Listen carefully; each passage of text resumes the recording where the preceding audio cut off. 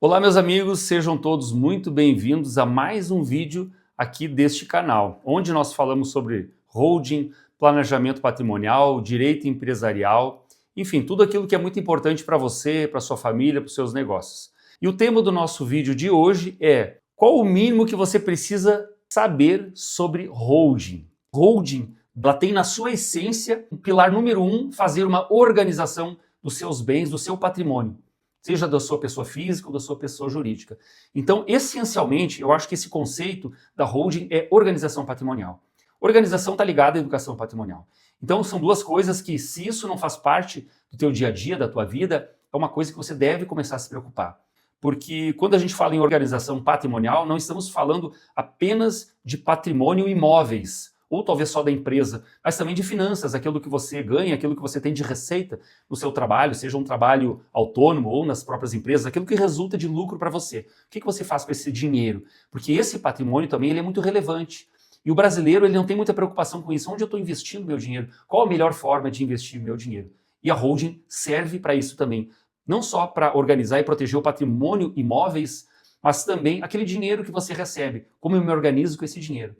Então, quando a gente vai para o viés da holding, a gente fala em organização, é uma organização como um todo, que vai proteger o seu patrimônio de muitas coisas, que também nós vamos colocar aqui, e vai organizar. Organizar para você mesmo, enquanto você é vivo, organizar para sua família, para um futuro, para que você tenha um resultado melhor das suas atividades. Um ponto fundamental e para que a holding serve é para evitar o inventário. Inventário é um negócio muito horroroso que tem aqui no Brasil, e que é a forma como a família faz a transmissão, né, do patrimônio daquela pessoa que morreu. Então é a transição e a transmissão do patrimônio da pessoa que morreu para os seus herdeiros. Esse inventário é um negócio terrível. Ele é terrível porque ele leva grande parte do patrimônio pagando as despesas. Então, aquela herança, todo aquele patrimônio que a pessoa deixou, imaginava, né, que depois que morresse, que aquele patrimônio chegaria de forma total, íntegra, inteira para os seus herdeiros, para a sua família. Isso na prática não acontece. Então, o inventário seria o maior inimigo do patrimônio da família. E quando eu falo para que serve a holding, para organizar, para proteger e para evitar que o inventário aconteça.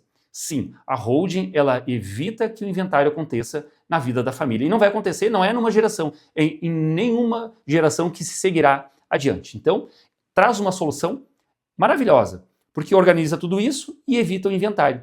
E quando a gente fala em evitar o inventário, o que também evita? O que vem junto com o processo de inventário? Talvez você já tenha passado por isso na sua família, seus conhecidos. O inventário, ele traz algo muito danoso com ele, que são as disputas pelo patrimônio, as discórdias, as brigas da família, que são muito comuns dentro de um processo de inventário. O inventário, que pode ser extrajudicial e judicial. Na justiça, ele pode levar muitos anos. E se tiver briga, então, este patrimônio ele pode nem chegar nos herdeiros por causa da briga e ele vai se perdendo dentro do processo de inventário.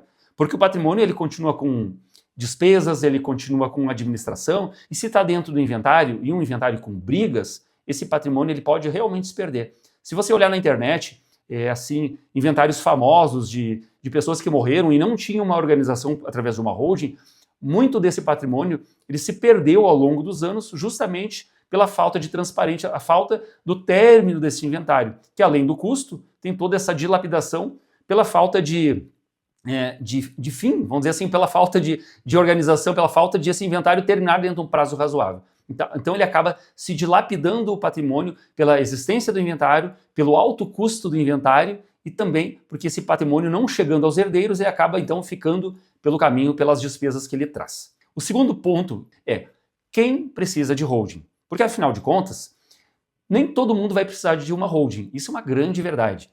E nós temos aqui um compromisso sempre dentro do nosso escritório, é isso. É sempre apresentar para as pessoas, sejam clientes ou não, que holding ele não serve para todo mundo. A holding é uma escolha, não é algo que, como o inventário que faleceu, tem que fazer. Holding não, é uma escolha, você escolhe fazer ou não a sua holding. E eu diria que precisa de uma holding, primeiro, quem tem patrimônio, quem tem filhos, quem se preocupa com o amanhã da sua família e, principalmente, não quer deixar aquilo que construiu para o governo. Que você quer que o seu patrimônio, que o seu legado fique dentro da sua família, que isso não vá parar nas mãos do governo. Que é o que acaba acontecendo em grande parte do seu patrimônio se você não tem uma holding. grande parte dos bens vão chegar para o governo. Não através de você entregar efetivamente o bem direto para o governo, mas ele chega através do pagamento de impostos muito caros, de taxas judiciais, escrituras, registros, que acontecem dentro de um processo de inventário. Então, quando você tem essa organização, você não entrega parte do seu patrimônio para o governo porque você não precisa passar pelo inventário. Então, isso é maravilhoso. Tendo filhos, tendo patrimônio, você precisa de uma holding. Agora, é uma escolha sua, você pode escolher não fazer uma holding e está tudo bem, né? Se parte do seu patrimônio ir para o governo e você não acha isso ruim, nós aqui é que não vamos dizer ao contrário, né? Embora eu entenda que isso não é bom para você, não é bom para a família, é bom só para o governo. E esses tempos eu vi um vídeo do Haddad onde ele dizia que doar patrimônio e deixar coisas, né, para pagar o imposto é bom até para o herdeiro. Não sei da onde, não sei como é que isso é bom para o herdeiro. É que os pais, enfim, todo mundo, a família trabalhou para conquistar um patrimônio e de repente, por um falecimento, pela morte, você tem que entregar grande parte dele para o governo que não contribuiu para você crescer e construir a sua família. Pelo contrário, você é que contribui para o Estado cada vez mais ficar inchado de tributos. Porque vocês sabem, a cada ano que passa, o Brasil bate recordes de arrecadação tributária. E se por um lado ele bate recordes de arrecadação, por outro lado, a cada ano a gente enxerga dia a dia nas ruas, nas estradas, nos hospitais, nas escolas, que esse tributo ele não volta em forma de serviço, bem pelo contrário. Fica na mão do Estado e acaba muitas vezes sendo motivo de corrupção, de desvio, e o destino que ele deveria ter, ele acaba não tendo.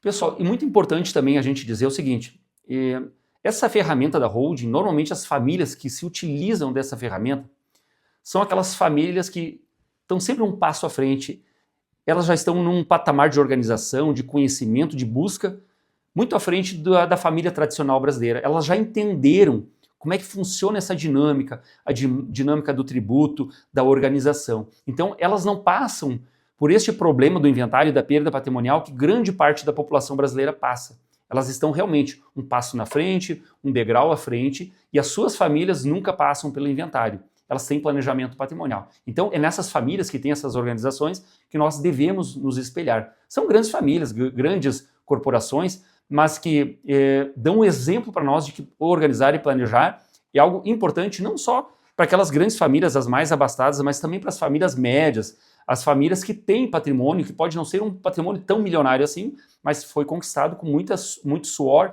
e muita dedicação. Falando especificamente já dos tipos de holding, para você entender minimamente quais os tipos de holding que nós podemos ter, as holdings elas podem ter dois tipos societários. O que é tipo societário? Tipo societário é aquilo que nós temos conhecimento como empresa. Sabe aquela empresa limitada?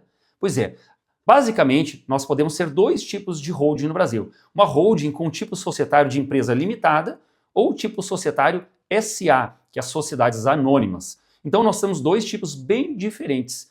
Eu já fiz vídeo aqui no canal, mas eu futuramente vou fazer outros vídeos também explicando mais sobre as diferenças entre as holdings limitadas e holdings SAs. Mas para que você não saia sem uma informação aqui, eu vou te ensinar basicamente o mínimo que você precisa saber sobre holding, qual a diferença básica. Quando nós temos uma holding limitada, a lei que rege essa holding é o Código Civil. Então, tudo que vai para dentro dessa holding limitada, nesse tipo societário, a base é o Código Civil. Tudo que está ali dentro do Código Civil. É uma coisa mais simples, o contador ele consegue administrar de uma forma mais tranquila, mais fácil essa holding, porque é uma lei e é um tipo societário que a sociedade está muito acostumada a fazer. O senhorzinho ali, o seu João da padaria, se ele for abrir um negócio, vai ser, né, a padaria vai ser uma limitada, não vai ser uma SA. Quando a gente abrir uma empresa de serviços, vai ser uma limitada. Quando nós temos uma SA, por que nós abrimos uma SA? Porque nós temos aqui uma outra lei que rege esse tipo societário. Daí não é mais o Código Civil, ele não é mais tão simplificado. Ele é a lei das SAs. A lei das SAs, ela tem uma profundidade e ela tem aqui vamos dizer assim, um conjunto de situações de uma estrutura muito maior. Ela tem uma construção muito mais sofisticada, uma estrutura que traz mais poderes para essa instituição e também mais proteção. Então a grande diferença que nós temos é a lei. A limitada é pelo Código Civil e a holding SA é pela lei das SAs. Isso que faz grande diferença. Quando nós temos uma holding limitada, nós temos que fazer doação das cotas para os filhos e na holding limitada acaba trazendo um custo maior. Dentro das holdings SAs nós temos uma outra dinâmica onde o custo ele é bem menor. Então, a holding SA, que pode ser de capital aberto ou capital fechado, normalmente de capital fechado, traz mais sigilo, faz com que a família tenha um pouco mais de segurança. Mas os dois tipos são possíveis. Aqui no nosso escritório, a gente já fez muito tempo as holdings limitadas, hoje nós estamos optando em fazer mais pelas holdings SAs. Mas tanto uma como a outra pode proteger ou organizar o seu patrimônio sem problema algum. Que as holdings elas podem ser holdings meramente para organizar o patrimônio, ou holdings empresariais. Nas holdings empresariais você pode ter um negócio, você pode ter qualquer tipo de empresa e você quer organizar, quer proteger o patrimônio, os ativos que tem dentro dessa empresa.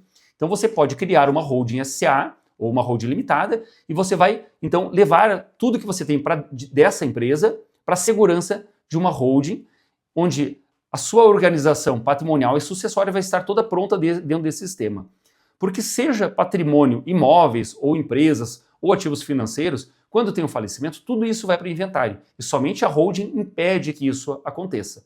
Então, as holdings elas podem ser empresariais, onde você coloca dentro dessa holding as suas empresas, os seus negócios, e você organiza a sua sucessão, ou você pode ter meramente o seu patrimônio, imóveis, dinheiro, e você tem uma holding patrimonial. Então nós temos essa grande diferença aqui. Uma só para o patrimônio e outra para os negócios. O importante é entender que apesar de ter uma empresa e mesmo que não tenha patrimônio, não tenha imóveis ali dentro, caso o titular, o dono das cotas, ele venha a falecer, vai precisar fazer um inventário. E o custo ele vai ser equivalente ao valor dessa empresa, mesmo que ela não tenha imóveis, mas ela tem ativos, e o balanço patrimonial dessa empresa vai dizer qual o valor dos ativos da empresa, e o fisco estadual vai dizer qual o valor da empresa, o valor que nós dizemos que é a valuation dessa empresa, que não está só nos ativos, mas também no que aquela empresa representa no mercado. E aí nós nos deparamos com o valor de imposto a pagar, mesmo no inventário de uma empresa, que às vezes nos traz uma surpresa muito desagradável, porque as famílias pensam que herdar cotas não é caro, mas o Estado hoje ele não está abrindo mão de receita nenhuma. Então seja imóveis ou seja empresa, o inventário disso é muito caro. E a holding empresarial evita que a empresa também passe pelo inventário, assim como o patrimônio, os imóveis também passam.